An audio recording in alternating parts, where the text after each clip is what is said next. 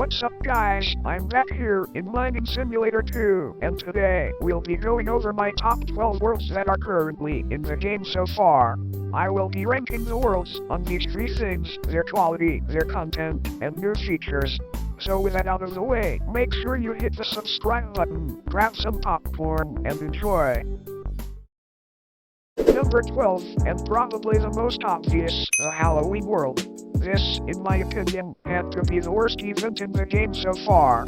Overall, it seemed rushed to the eggs from textures and the pets' chances being ruined, the skulls being a good example. However, we did get some great looking pets from this event, and currently some of the most valuable.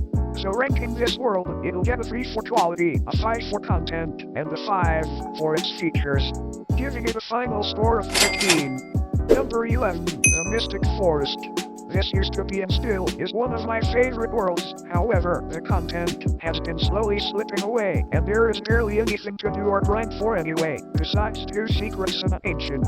And most of the pets you could get from this world are from small events, like Valentine's. But ranking this world, I'll give it a 5 for quality, a 4 for content, and a 5 for its features, giving it a final score of 14. Number 10, the Rainbow Land. Sure, this is higher on the list, however, this goes down the same path as the Mystic Forest. Not to mention, all the ores are skins from there too. However, there are some new techniques they used for this world, making it slightly better than Mystic Forest, most notably the color changing ground, and like some worlds, a decent amount of eggs to go along with it.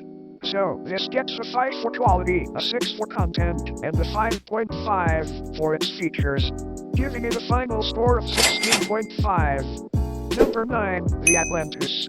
This is an okay world. It added lots of new content, and gave us some of our first ancients in the game. This was also the first world to introduce limited time eggs in permanent worlds, along with a challenge area also being there for a limited time. However, slowly, it becomes less interesting and not as visited as much, but not to the point in which it starts to lack. So, I will give this world a 6 for quality, a 6.5 for content, and a 7 for its features, giving it a final score of 19.5. Number 8, the Toyland. Although this world too had a bit of screw-ups and bugs appearing later in the game, this, just like the Atlantis, is an okay world. But before I jump in, let's just take a moment to appreciate this large, yet insane number. 11 unique secrets that aren't taken from BGS. That's just incredible. But also, like the other worlds, this has some unique ideas of its own, and I really like the depths and eggs in it as well. And one more thing I'd like to bring up: the twist of Season 6. This season egg has by far the most pets in a season egg, being, you guessed it, 6. 1 common, 2 legendaries, 2 secrets, and 1 ancient.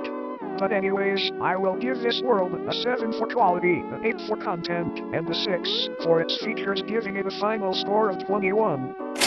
Number 7, the Candyland.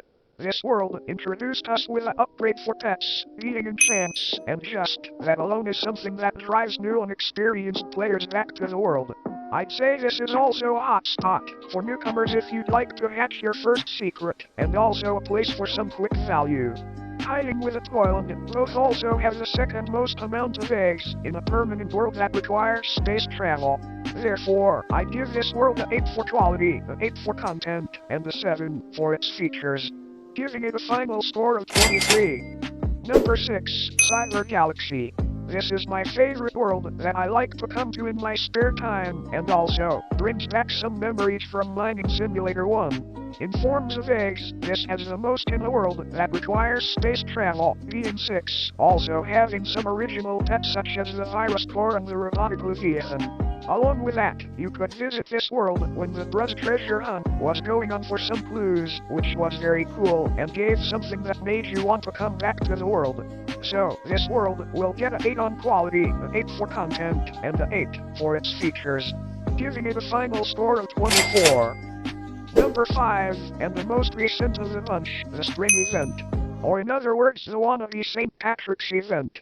This world has a large amount of content and plenty of things that can be done. We right now have 6 eggs, and maybe a 7th soon. Another event shop that's basically a free boost hotspot. Challenges that grant even more boosts, and we still have more content underway.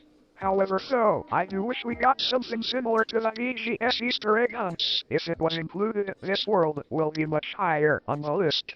But still, I like this world, and it gets a 8 on quality, a 9 for content, and a 9 for its features, giving it a final score of 26.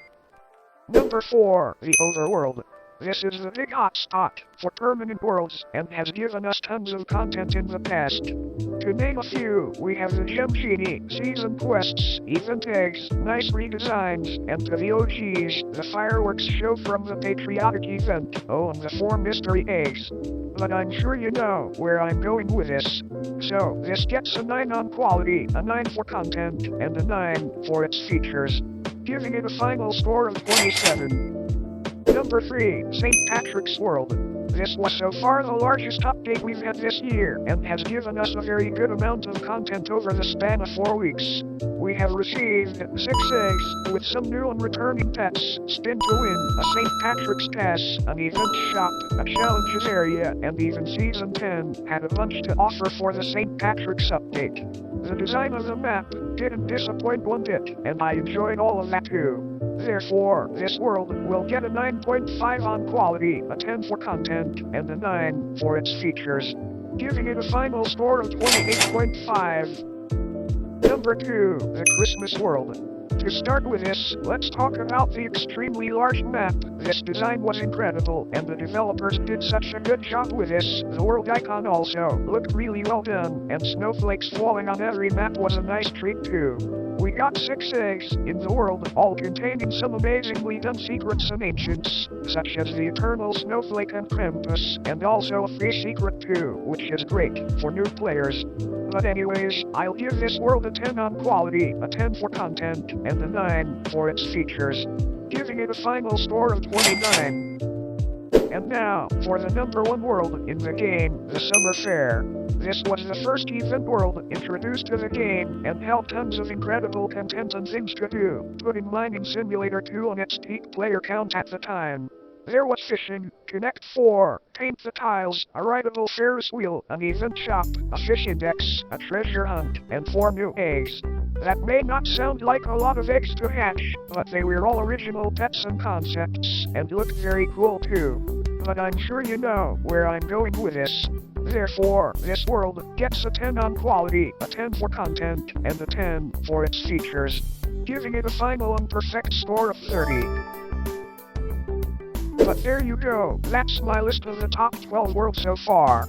If you have a different setup in mind, let me know in the comments, and let me know something you like about these worlds as well. And yeah, that's all for today.